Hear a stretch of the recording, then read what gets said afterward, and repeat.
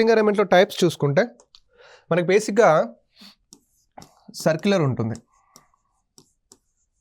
Circular అంటే వృత్తాకారం. Circular అంటే వృత్తాకారం. Okay, next linear ఉంటుంది. ఓకేనా, లీనియర్ అంటే లైనర్ అమరిక. ఓకేనా, నెక్స్ట్ స్క్వేర్ షేప్లో కూడా అడగవచ్చు. బేసిక్గా ఈ స్క్వేర్ షేప్ ఎక్కువ బ్యాంకింగ్లో అడుగుతాడు. ఓకేనా, స్క్వేర్ అంటే చతురస్రాకారం టైప్. ఓకేనా, బేసిక్గా మామూలుగా ఈ 3 టైప్స్ అయితే ఈజీగా ఉంటాయి. సర్క్యులర్ అంటే మనకి ఒక రౌండ్ షేప్. ఓకేనా, లీనియర్ అంటే ఒక లైనర్ అమరిక. ఓకేనా, స్క్వేర్ అంటే ఓకేనా చతురస్రాకారం.